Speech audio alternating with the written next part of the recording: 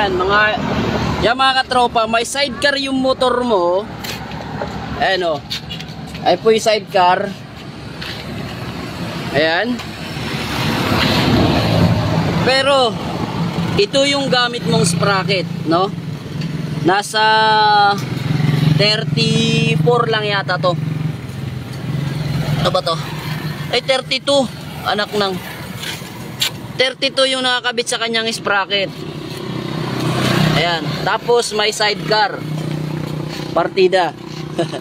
Ano masisira sa motor mo? 32 ang sprocket na gamit mo. Tapos may sidecar ka pa. So ano masisira sa motor mo pag ganyan yung setup mo? Ayan. So ito po yung mangyayari sa motor mo. Ayan. Start.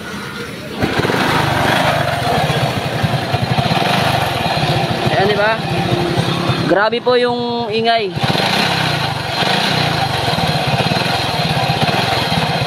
So bubuksan natin yung part na ito dito ng kanyang side para malaman natin kung ano yung problema, kasi dito yung malakas yung tunog, no? Dito yung nanggagaling yung napakapangit na tunog ng kanyang makina.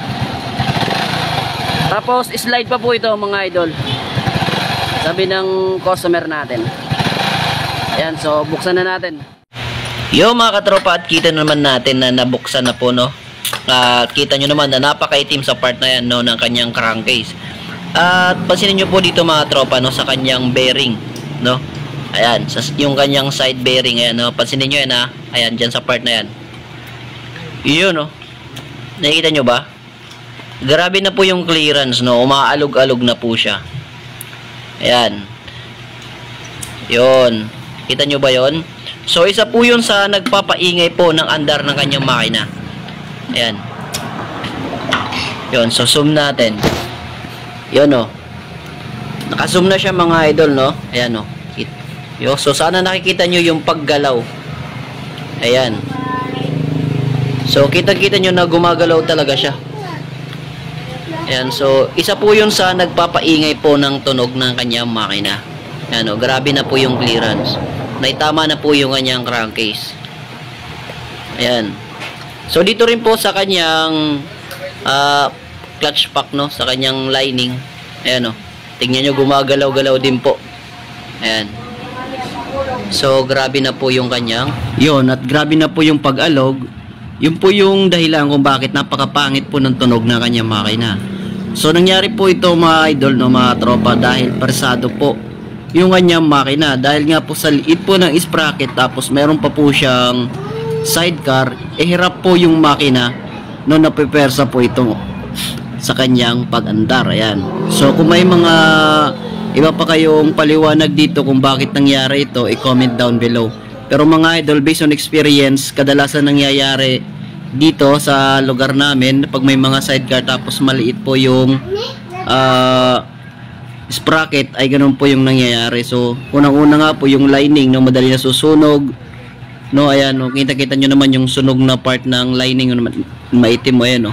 Dumikit na po yan sa crankcase, no. Ayan. So humalo sa oil, tapos from oil dumikit po sa crankcase, ay kita-kita naman maitim. Ayan. So kung ayaw nyo mangyari mga idol, mga tropa, yung ganitong senaryo na napipersa po ang inyong makina, kung mayroon po kayong sidecar, lakihan nyo po ang inyong sprocket, no. 45 or 42, yan, depende po sa ano, sa gusto mong hatak. Pero wag po kayong maggamit ng 32, Diyos mio naman. 32 pang service lang yun, eh. Kahit nga po sa single na motor, 32, pang sa patag na lugar lang po yun, ano? Hindi magsisilbi sa mga paakyat na lugar. Ayan. So 32 mga idol, inuulit ko, hindi po siya advisable from sidecar, ha. Ayan. So gusto nyo may sidecar, lakihan nyo po ang inyong rear sprocket. Ayan, o. So yan yung nangyari sa motor ng ating katropa. Alright. So dito lang muna yung video natin mga idol. Sana may nakuha kayong kalaman dito or idea kung bakit nangyari yung mga ganitong bagay sa kanyang motor, no. Ayan. Tapos kung may nalalaman pa kayong dahilan dyan, inuulit ko, i-comment nyo lang sa ating comment section, pag-usapan natin para may idea din tayo.